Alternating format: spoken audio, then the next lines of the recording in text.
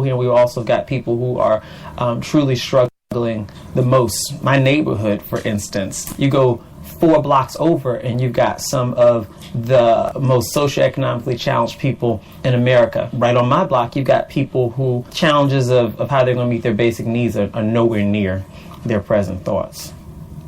When you think about someone's health, when you think about someone's ability to take care of their family, when you think about all of that, it does come down to money. I have one relative who I love so much. She was diagnosed with high blood pressure probably about 10 years ago and has never taken medicine and never gone for a follow-up doctor's appointment. How do you see the importance of the value in going to the doctor for yourself? How can we take advantage of early detection of any illness? How can we take care of ourselves when going to the doctor is just not a part of our system? Growing up as a child, I was abused mentally, physically, and as well as sexually. I put things in the back burner, like didn't really deal with the reality of it. I put the reality in the back of my mind so I could keep going. That was my way of surviving. My name is Tony Keefe. So the name of the program that I run is called Cathedral Scholars Program. We recruit 15 ninth grade students from different DCPS high schools every year. And these are predominantly students of color who are definitely bound for college, but need just a little bit of an intervention. And so right now we are in one of DC's hottest places, Busboys and Poets, and we're hosting a reception for alumni. The statistic about the life expectancy for black men being so much lower than white counterparts is concerning. It's troubling. It's scary. It's a bit disheartening, and it's also very unjust. My friends laugh at me because I think that I've sort of begun to sort of accept this identity as a bit of a naturalist, right? I have become very scared about salt and sugar, and whether or not I'm exercising. I don't use any chemicals anywhere on my clothing or in my body, which is hard to do. And there's also a bit of a class issue, which I think is probably something that's also important in terms of like what's preventing black men from living longer is if you want to live healthier lives, that's just more expensive to do. I'm fortunate. I don't have kids. I don't own a home, so I can live that kind of life. But if you're a typical black man doing average, that's hard to eat healthy, to find time to exercise. Like it's almost like it's a social barrier. You can't get past it. And my father, he was addicted to drugs and alcohol for a significant part of my life. He's now sober and healthy and well, but he's got a big old belly.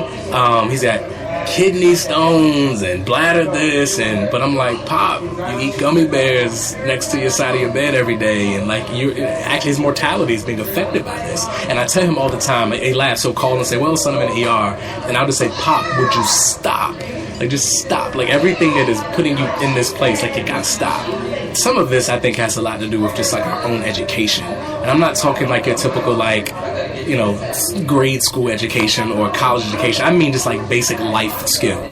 My generation have to, you know, change their thought process and step outside of the box, because right now there's a cycle that's going on and on and on.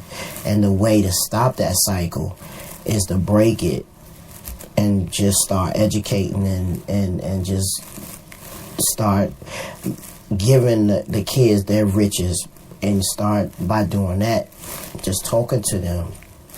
Just like we used to listen, they listen too, and they learn by us.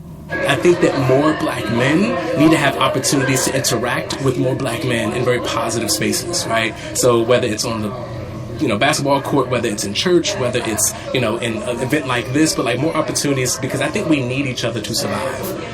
If, the outside world is saying that y'all won't survive, well then, my gosh, there's a lot of power in that. We can do this. But I think a lot of it has to come from within us, which is a hard thing to do.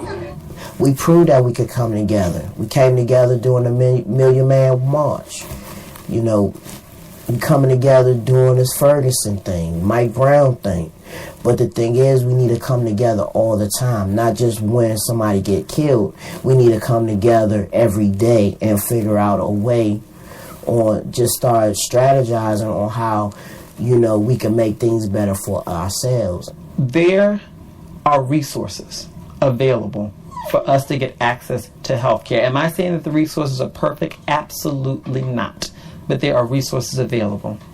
And ultimately, we are responsible for our own health. Take care of yourself. Go to the doctor. If they tell you to take the medicine, take the medicine. Prayer is a wonderful thing, but I believe that it supplements what medicine can do for you as well. Going to the gym and working out, fabulous thing to do. It supplements what medicine can do for you.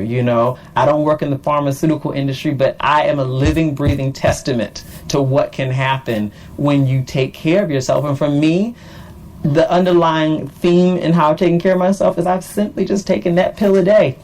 I've taken that pill a day for me, and for you, maybe it's taking your insulin. Well, I don't know what it is. Maybe it's facing your depression and going to a therapist or something like that. Do what you need to do. Take advantage of the resources that these trained, licensed professionals can provide to you. It may not be perfect, but it's certainly going to take you much further than doing nothing at all.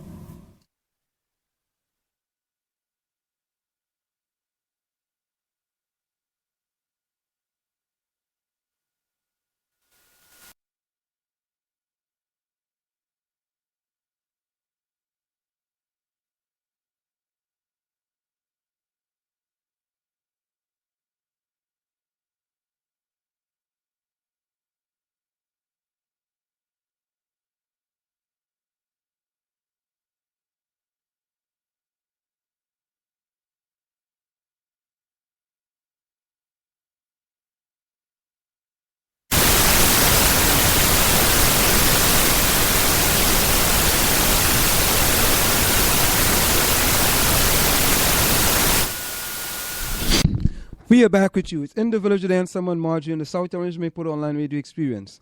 Coming to you every Monday through Friday from 8 There's to 9:30. things in my school where there will be to 9:30. 3 black kids in the You can class. reach us here at 973-327-3626. That's 973-327-3626. Tonight, ladies and gentlemen, we are kind of getting into a series done by colorlines.com called Life Cycles of Inequity.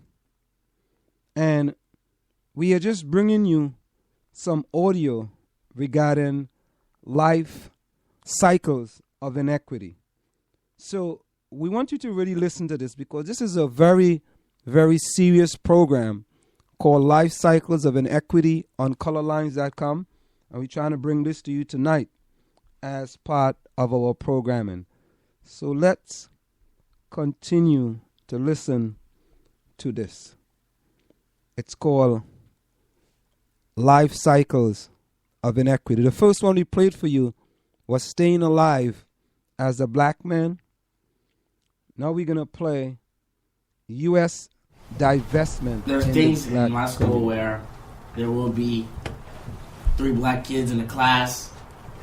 And after the first little quarter, you'll get your work done. You'll have pretty good grades. But the teacher will be like, she'll pull those 3 black kids aside, be like, you guys need to separate from each other. You're distracting the class. There might be 3 white girls in the back laughing the entire class. And the only thing she'll say is be quiet. Being black comes with the stereotypes of being loud, disruptive, and always angry when you don't get your way. I just wanted to be heard, I should say. Especially being one of the few black kids in your class, just being heard is one of the big things for me. So I don't think teachers try to do it, but they do. I'm the one that gets sent out the classroom.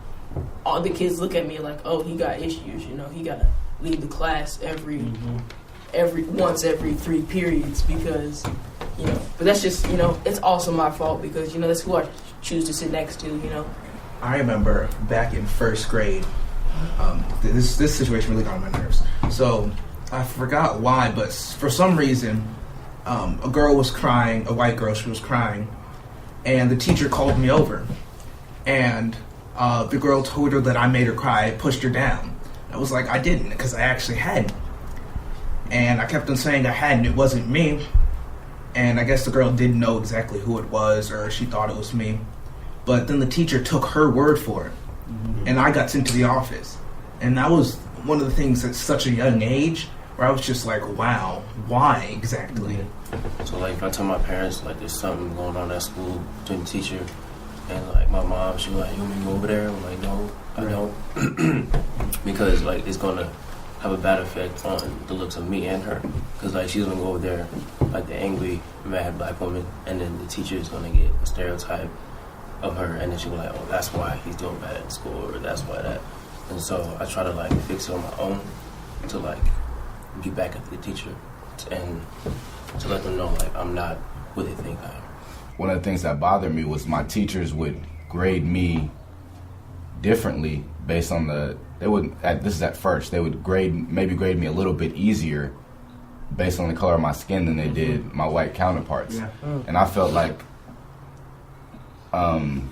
as teachers, they had internalized the belief that because I'm black, my expectations of the type of work that I could do was less than maybe some other students. So when I walked in the room, they automatically thought that the work that I was going to do maybe wouldn't have been as articulate or as progressed as some of the other kids, just based off of the way I look. And that's how are black kids coming in after me supposed to feel if they're history, English, math, science teachers, when they first walk in, believe that they're not as smart as other kids. I know I'm smarter than the teacher thinks, so I'm gonna take what they give me, and I'm gonna take advantage of it and turn it around into that A or that B plus that the teacher didn't think I could get. Or if they give me this extra help that I know I don't need, you say, okay, thank you, but you finish it before everybody else does, and it just slaps the teacher in the face. No matter how many Louis Armstrongs there are, no matter how many James Baldwins there are, we're always going to be looked at different, always, just because of our skin color. I mean, we are in shackles, but they're just gold plated, so it looks like we are okay. But at the end of the day, like we're always going to be shackled up into that category. That's just how it is. I feel like they like take black people and then they're like, here you go, put you in this box. This is how you're supposed to act. You can't come outside of this because you can't act this way. This area right here, this is white, so you have to stay inside the black box. Like I hear a lot, like if there's like a black person being really articulate, knowing what they're talking about. Oh, why are you talking white? Like what exactly is talking to white? Yeah. Like so being articulate and intelligent. That's talking white, that's acting white. Yeah, you hear the term, oh, why are you trying to act so black? Right. Yeah. Like that's less than. Right. Yeah. They just call them straight up weak. You can't play this sport. They can be the best person on the team, but they're weak because they don't look like everybody else. Right. Yeah. Well, when I'm with black people, I'm acting white. And when I'm with white people, I'm acting black. Mm-hmm. And I feel like I don't really have a place. Like, where do I fit in? Where am I just myself? Where am I just me? And some black people say, you don't act your color. Like, I need you to act so-called white right now. It makes me feel like, for some reason, among the whole world, my color is put down to just put down another level. It doesn't make me feel good inside. It makes me feel a little angry with myself. Because I feel like I'm supposed to do something to try to change it, right. But I don't know where to start. It's a lot of division in between the black races. Yeah. Why can't we just embrace our own culture? Why can't we be united? But no, I'm light skin. Oh, I'm dark skin. Oh, light skins act like that. Oh, dark skins act like that. But it's not just we're black. We're brothers. Yeah. I wish we could do things like paint, do swimming, do golf, do filmmaking, do acting, do all these things, and not be looked at as being more white. Like, I don't think football, basketball should be they shouldn't be the limits of self-expression for us as a whole. We should be able to feel like we can do more without being judged and being put in boxes because we only do these certain things. I feel like there's a lot of problems such as lack of resources and support, like more institutional problems that persist that go deeper, right. That might not allow black men to get to the same point as white males. But, and I think this applies for a lot of black males, if your only form of self-expression at the end of the day is like to go on a basketball court or to go on a football field, that affects your ability to do homework after school. So if that's the only other thing you can do to express yourself besides just going to classes, then like how is that helping you? Like I feel like there's a lot of stuff, not exactly like this, but like a lot of black people, like we can go to our friends and we talk about stuff like this, but then again, like what do we do about it? Right. Are we like, and where do we start to do something about it? Mm-hmm. Like we can talk about, oh, it's this, and